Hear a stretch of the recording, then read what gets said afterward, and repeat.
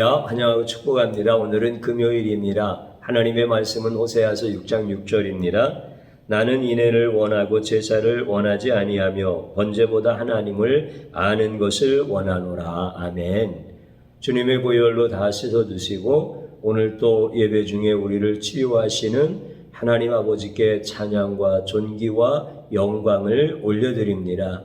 특별히 예수님이 자신을 말씀 속에서 계시하실 때 우리가 예수님을 깊이 생각하고 예수님과 함께 동행하며 예수님이 주시는 권능과 권위로 저희들이 세상에서 승리하는 가장 복된 성도들이 되어지기를 주님의 이름으로 축복합니다. 주일날과 수요일 엘리야가 갈멜산에서 무너진 제단을 수축하는 그 사건들을 보면서 용서라고 하는 게 뭐냐? 용서와 예수님, 이 단어에 대하여 우리는 어떻게 정확하게 알고 성도로서의 삶의 고백을 가지고 살아가야 되느냐? 이런 말씀들로 함께 은혜를 받았습니다. 바알 제사장 450명과 불 내리는 대결을 하였을 때 바알 제사장들은 불을 내리지 못했습니다. 이제 엘리야의 차례가 되었을 때 무너진 제단을 먼저 수축하게 되어집니다. 제단이 무너졌다라고 하는 것은 이스라엘 백성들이 여호와의 제단에서 제사 드리지 않았다는 겁니다. 바알 제단에서 제사를 드림으로 말미암아 여호와의 제단은 폐허가 되어지고 무너진 그런 모습이다라고 하는 뜻입니다. 그러니까 이 제단이 무너진 책임은 백성들에게 있다는 거죠. 이스라엘 백성들이 하나님을 떠나 바알을 섬겼으니까 그들은 분명한 죄인들입니다. 그때 엘리야가 그 백성들을 향하여서 가까이 오라 이렇게 말을 하고 제단을 함께 수축하자 이렇게 그들에게 권고하고 명령해 줍니다. 제가 한번 질문을 드려볼게요. 죄인을 가까이 오라고 할 때 부드러운 말로 했겠습니까? 아니면 엄중한 말로 꾸짖듯이 말을 했겠습니까? 엘리야가 가까이 오라 이렇게 부드럽게 얘기했을 것 같습니까? 가까이 오라 이렇게 아주 엄중하게 죄인을 다루듯이 여러분들은 어떻게 엘리야가 말을 했을 것 같습니까? 분명히 엄중하게 그 죄에 대한 책임을 묻기 위하여 이렇게 말을 해야 당연합니다. 만약에 그 죄인을 가까이 오라고 이렇게 엘리야가 불렀다고 한다면 그것은 자상한 아버지의 모습이라든지 어머니의 모습일 겁니다. 제가 다시 한번 질문을 할게요. 엘리야는 어떻게 불렀을까요? 부드럽게 불렀을까요? 아니면 엄중한 꾸짖는 이런 목소리로 불렀을까요?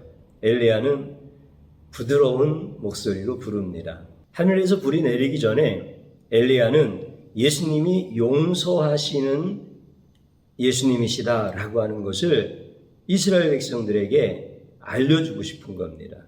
사람들은 죄인을 가까이 두지 않습니다. 가까이 해야 할 이유가 있다면 원수를 갖거나 손해배상을 청구하기 위한 것이지 그렇지 아니하면 결코 죄인들을 가까이 하지 않습니다. 죄인을 보면 화가 납니다. 가까이 하면 손해를 본다라고 하는 강한 인식이 누구에게나 다 있습니다. 모든 인간은 그래서 죄인을 가까이 하지 않습니다. 죄인을 좋아하지 않습니다. 만약에 죄인을 가까이 하고 죄인을 좋아하는 사람이라고 한다면 그도 죄인이기 때문에 유효상종처럼 그렇게 하지 않는 이상은 죄인을 가까이 하고 좋아할 수 있는 사람은 한 사람도 없습니다. 그러나 예수님은 죄인을 가까이 하십니다. 오늘 우리가 읽었던 본문에 있는 말씀을 보면 나는 인애를 원하고 제사를 원치 아니하며 번제보다 하나님을 아는 것을 원하노라. 이렇게 말씀하셨죠. 그러면 예수님은 제사를 원하지 않는다는 뜻이고 인애를 원한다라고 하는 이런 뜻입니까? 번제보다는 하나님을 아는 것을 더 원한다라고 하는 이런 표면적인 말씀의 뜻이 우리가 이 말씀을 이해하는 전부가 되어야 되겠습니까? 이게 그렇다고 한다면 무슨 뜻입니까? 참 어려운 부분입니다. 현대어의 성경에 보면은 그렇게 번역을 했습니다. 내가 바라는 것은 재물이 아니라 사랑이다. 재물을 바치기 전에 내 마음을 알아주는 것이다. 이렇게 번역한 현대어 성경을 보면은 조금 더 이해할 수는 있을 것 같습니다. 그런데 여전히 그렇다고 하면 그게 무슨 뜻이냐라고 하는 것. 우리가 그러면서 생각하기를 제사는 필요 없다는 것인가? 제사가 필요하지 않고 사랑이 필요하다는 뜻인가? 이렇게 생각하기가 쉽습니다. 그러나 오늘 본문에 있는 말씀은 분명합니다. 제사도 원하고 인애, 곧 사랑도 원한다는 뜻입니다. 번제보다 하나님을 아는 것을 원한다라고 하는 이 본문의 말씀은 번제는 필요 없고 하나님을 아는 것을 하나님은 원하신다는 뜻인가? 이런 의미가 아닙니다. 번제도 필요하고 하나님을 아는 것도 필요하다. 그러니까 인애도 원하시고 제사도 원하시고 번제도 원하시고 하나님을 아는 것도 원하신다라고 하는 것이 오늘 이 본문에 있는 분명한 말씀이다라고 하는 겁니다. 그러면 제가 또 한번 질문 드려볼게요. 두 개가 다 필요한 것을 알고 있다라고 하는 것을 이제 제가 앞에서 강조해 드렸죠. 그러면은 제사보다는 인애가 더 중요하다는 뜻인가? 번제보다는 하나님을 아는 것이 더 중요하다는 뜻인가? 여러분들은 어떻게 생각하십니까? 사실 쉬운 질문은 아니죠. 맞는 것 같기도 하고 아닌 것 같기도 하고 답은 아닙니다. 답이 아니다라고 하는 것을 제가 설명할 테니까 잘 들어보시기 바랍니다. 이제 성도님 가정에 어린 자녀가 있어요. 근데 이 아이가 일찍 철이 들어서 그런가 공부를 너무 열심히 해요. 시험 때가 되어지면 공부에 집중하느라고 밥도 제대로 안 먹고 코피를 막 쏟을 정도로 이렇게 공부를 너무 열심히 해요. 그러면 그 아이가 얼마나 기특합니까? 그렇지요. 그러면은 우리 성도님들이 그 정도 해갖고는 안 돼. 그 정도 해갖고 지난번에 등수가 이 정도밖에 안 됐잖아. 그러니까 그것보다 더 열심히 해야 돼. 이렇게 말씀하시는 성도님들은 안 계실 거라고요. 분명히 아버지나 어머니는 그렇게 얘기할 거라고요. 얘야, 내가 공부도 필요하다. 네가 이 세상 살아가려면 공부하는 것도 필요하다. 그런데 그것보다 더 중요한 것은 네 건강이 더 중요한 거다. 어떻게 밥도 안 먹고 공부를 하냐? 그렇게 코피를 쏟을 정도로 공부하면 안 된다.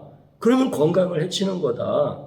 그러면서 오히려 공부를 좀 덜 하게 하면서 공부보다 더 중요한 것은 건강이다라고 하는 것을 가르쳐 줄 거예요. 이게 부모님들의 다 같은 마음이죠. 당연한 것 아니겠습니까? 분명히 공부도 필요하고 중요합니다. 그리고 건강도 필요하고 중요합니다.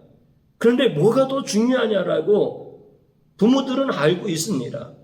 공부보다 건강이 더 중요한 걸 압니다. 그러니까 분명하게 얘기를 해주는 겁니다. 공부보다 건강이 더 중요한 거니까 건강을 잘 챙겨야 된다. 이렇게 얘기를 하는 거죠. 이제 제가 왜 이 비유를 들어서 말씀하는지 이해가 되어지겠죠? 분명히 인애도 필요하고 제사도 필요하고 번제도 필요하고 하나님을 아는 것도 필요한데 제사보다는 인애가 더 중요하고 하나님을 아는 것이 번제보다 더 중요하다. 이렇게 비교급으로 말씀하는 것이 아니다라고 하는 겁니다. 우리는 아이의 공부와 건강에 대해서 분명하게 비교하고 뭐가 더 중요한 것인가에 대해서 현명하게 가르쳐 줄 수 있습니다. 그런데 오늘 성경 본문에 있는 말씀을 이렇게 표면적으로 보면 비교급으로 말씀하시는 것 같지만 그렇게 비교하여서 제사가 필요 없다는 뜻도 아니고 인애가 제사보다 더 중요하다라고 하는 뜻도 아니다라고 하는 겁니다. 이거는 그런 의미의 말씀이 아닙니다. 정확하게 이야기하면 어떤 의미의 말씀이냐면 인애도 예수님이고 제사도 예수님이고 번제도 예수님이고 하나님을 아는 것도 예수님이라는 거예요. 여러분들 성경을 예수님 관점으로 본다라고 하는 이 의미는 단순한 것 같지만 굉장히 중요한 겁니다.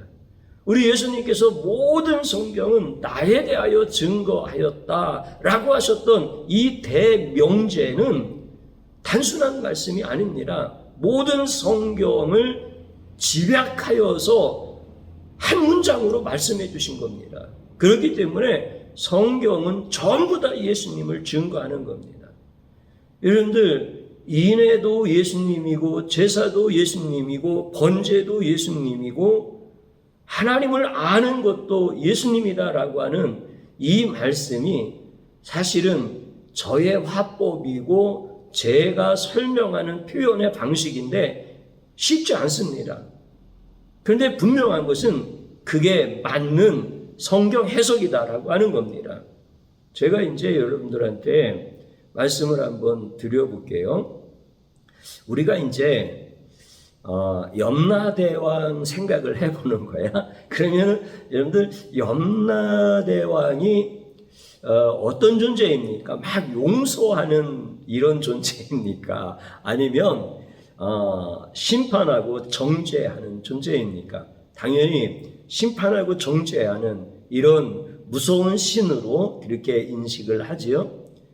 그리고 그리스 로마 신화에 등장하는 신들을 보면은 여러분들 그 신의 캐릭터들이 다 이렇게 나올 때 어떤 모습이죠? 보복하고 시기하고 질투하고 용서라는 게 없습니다. 그러니까 인간의 머리에서 나온 신의 개념이라고 하는 것은 심판하고 정죄하고 보복하고 시기하고 질투하고 뭐 이런 인간의 영역에서 나올 수 있는 최선의 것들이야. 그런데 예수님을 그렇게 이해하면 안 되는 거예요. 예수님은 우리가 알 수가 없어요. 왜냐하면 피조물이 창조주이신 그 예수님을 어떻게 알겠어요? 그래서 그분이 자기를 나타내 주셔야만 피조물은 알 수가 있는 거예요. 그러면 예수님이 어떻게 자신을 나타내 주셨습니까? 심판하시는 하나님으로 이 땅에 오셨습니까? 저주하고 그리고 징계를 내려서 지옥에 보내기 위하여 이 땅에 오셨습니까? 그리고 질투하고 시기하고 보복하는 이런 모습을 가지고 이 땅에 오셨습니까? 우리 예수님은 그렇게 자신을 우리에게 계시하지 않으셨습니다. 염라대왕도 용서를 모릅니다. 그리스 로마 신화에 등장하는 신들도 용서를 모릅니다. 근데 예수님은 용서를 위해서 이 땅에 오신 겁니다. 죄인들을 용서하여서 하나님의 자녀 삼으시고 예수님의 신부 삼으시려고 그렇게 이 땅에 오신 겁니다. 이 땅에 오신 것이 예수님의 계시인 겁니다. 예수님이 그렇게 나타나셔서 우리에게 보여주셨고 그 예수님의 모습을 그대로 나타내신 것이 예수님이 말씀 속에서 나는 죽으러 왔다. 그리고 그것을 계속 가르쳐 주시고 십자가에서 죽으심으로 실제 말씀하신 것을 보여주시고 다 이루어 주신 겁니다. 이게 예수님의 계시인 겁니다. 그러면 예수님은 용서의 신이다라고 하는 것을 우리는 들었고 보았고 경험한 거예요. 그래서 예수님을 만졌다, 보았다 이렇게 성경에서는 가르쳐주고 있는 거예요. 왜냐하면 우리는 거기에서 벗어나는 인간이 없어요. 왜냐하면 그분이 계시한 것을 우리는 다 보았기 때문에 그렇습니다. 예수님은 분명히 십자가에서 죽으셨습니다. 그리고 부활하셨습니다. 우연히 그렇게 하신 것이 아니라 그것을 위해서 오신 겁니다. 용서의 신으로 오신 겁니다. 그렇기 때문에 우리 예수님이 이내요, 제사도 이내요, 번제도 이내요, 하나님을 아는 것도 예수님. 그렇기 때문에 이내도 예수님이요, 제사도 예수님이요, 번제도 예수님이요, 하나님을 아는 것도 예수님이요 라고 하는 말씀이 이제는 조금이라도 더 가깝게 이해할 수 있겠지요. 우리 예수님이 인애라고 하는 그 사랑을 우리에게 베푸시기 위해서는 반드시 그분은 제사의 제물이 되셔야 되는 거예요. 하나님을 아는 것을 우리에게 보여주시기 위하여 그분은 반드시 번제의 제물이 되어주셔야 되는 거예요. 그러니까 용서할 수 없는 신들의 이야기를 보면은 왜 용서를 못하느냐면 자기 죽음이 곧 용서이기 때문에 그거를 못하는 거야. 인간의 머리에서 나온 이 신화들 속에 나타나는 신들은 그러면 신이 자기 죽음을 위하여 죽어야 되는데 죽으면 신이 아니잖아. 그러니까 용서의 개념이 없는 거예요. 근데 용서는 예수님만이 하실 수 있는 거예요. 그래서 죽으신 거예요. 그리고 다시 부활하신 거예요. 그래서 사랑이라고 하는 것은 반드시 뭐가 있어야 되는 거예요? 우리 예수님의 죽음이 있어야 그 사랑의 용서가 있는 거예요. 그래서 인애도 예수님이고 제사도 예수님인 거예요. 반드시 그 번제단에 제물이 되셔야 되는 것. 그래서 예수님이 단 한 번의 제물이 되어주심으로 말미암아 우리를 저주 가운데서 구원하신 유일하신 제사가 되어진 거야. 그래서 예수님의 그 제사로 말미암아 동물을 잡아서 제사를 드리던 모든 구약의 제사를 폐하시고 성소와 지성소 사이에 휘장이 찢어지면서 하나님과 우리 사이에 막힌 담이 다 열려져 버린 거예요. 그러니까 번제도 예수님이고 하나님을 아는 것도 예수님인 것. 예수님을 모르고는 하나님을 알 수가 없는 것. 우리 예수님이 제물이 되어지기 전에는 하나님을 알 수 있는 인간이 아무도 없는 거예요. 그러니까 우리는 분명하게 이제 예수님은 용서하시는 창조주로서 이 땅에 오실 때 자기 죽음을 가지고 오셨다라고 하는 것. 그렇기 때문에 성경은 정확하게 우리에게 인애라고 하는 것과 제사라고 하는 것과 번제라고 하는 것과 하나님을 아는 것이라고 하는 것이 전부 다 예수님을 예표하는 거고 예수님을 계시하시는 단어들이다라고 하는 거예요. 그러니까 오세아 선지자를 통하여서 우리 하나님은 이렇게 기가 막히게 예수님이 어떤 분이시냐라고 하는 것을 우리에게 가르쳐주고 있는 게 오늘 본문에 있는 말씀이에요. 예수님은 어떤 분이라는 거예요? 사랑의 예수님이라는 거예요. 어떤 사랑의 예수님이에요? 어떤 죄인이라도 다 용서하실 수 있는 이런 사랑의 예수님이라는 거예요. 이게 인애야. 그런데 그렇게 하시기 위하여 자기가 제사의 제물이 되어주시는 거야. 그렇게 하지 아니하고는 하나님을 알 수 있는 길이 아무도 없기 때문에 그렇게 제물이 되어서 우리 하나님이 우리를 용서하시고 우리를 자녀 삼아주셨다라고 하는 것을 계시해 주시는 거야. 그러니까 인애도 예수님이고 제사도 예수님이고 번제도 예수님이고 하나님을 아는 것도 전부 다 예수님. 이것을 예시하고 있는 거예요. 근데 어떻게 제사를 원하지 않고 인애를 원한다라고 이렇게 말씀하신 것을 이제 제사 안 드려도 되나 보다. 뭐 인애를 원하신다는데 번제보다 하나님을 아는 것을 원한다. 그러니까 예배 같은 거 안 드려도 괜찮겠구나. 하나님을 아는 게 더 중요하구나. 그리고 주일날 여러분들이 막 성경을 연구하고 텔레비전에서 나오는 성경 연구를 공부하고 있으면은 그러면은 여러분들이 구원받겠습니까? 그렇지 않다는 거야. 그래서 오늘 성경은 정확하게 예수님이 누구신가라고 하는 거에 대해서 용서의 예수님이시다라고 하는 거에 대해서 우리에게 가르쳐 주시는 귀한 말씀이다라고 하는 거예요. 그래서 예수님은 이 말씀을 그대로 인용을 하십니다. 인용이라고 하는 것은 구약의 예수님을 증거하고 있는 말씀을 예수님이 풀어주신다는 거예요. 어디에서 그 말씀을 해주시느냐면 마태복음 9장에 있는 말씀을 보면은 마태복음 9장 13절에 그렇게 말씀하셔요. 너희는 가서 내가 긍휼을 원하고 제사를 원하지 아니하노라 하신 뜻이 무엇인지 배우라. 오늘 본문의 말씀이에요. 내가 긍휼을 원하고 제사를 원하지 아니하노라 하신 뜻이 무엇인지 표면적으로만 보지 말고 이면적으로 배우라. 나는 의인을 부르러 온 것이 아니요 죄인을 부르러 왔노라. 이렇게 정확하게 우리 주님이 말씀을 해주시는 거예요.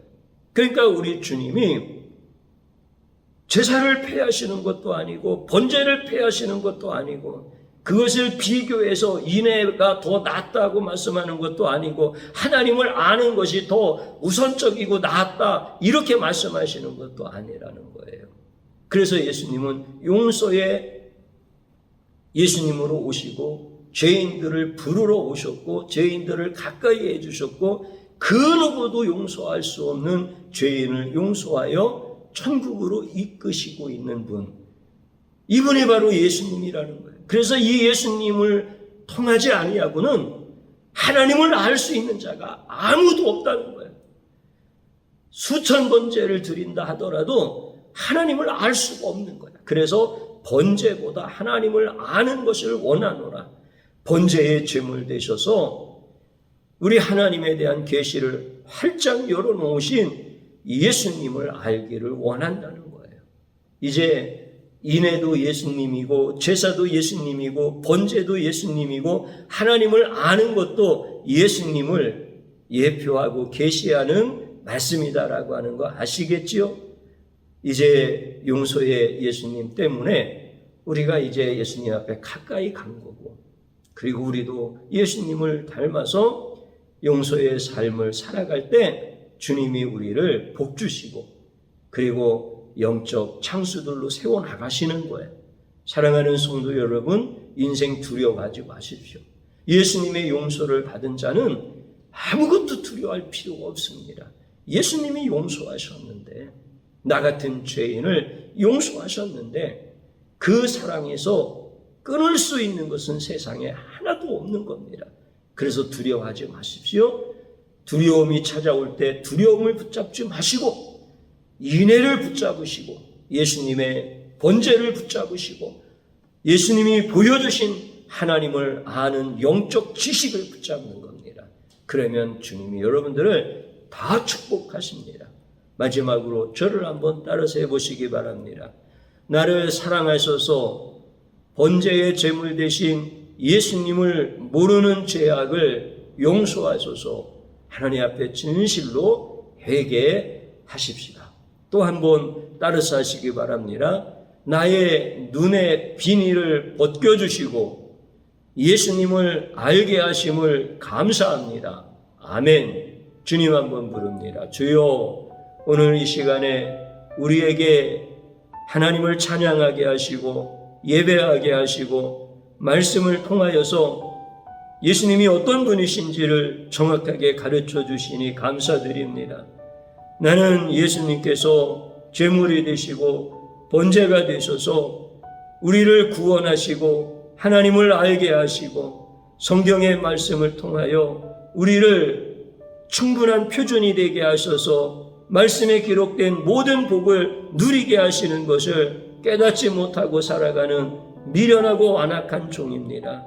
주님 용서하여 주옵소서. 이 죄인을 긍휼히 여겨주시고 어떠한 죄가 있을지라도, 하나님을 거역하고 하나님을 대적한 죄일지라도, 사람에게 죄를 지었으면 사람에게 가서 용서를 받을 수 있지만 하나님께 대적하면 어떻게 용서를 받겠습니까?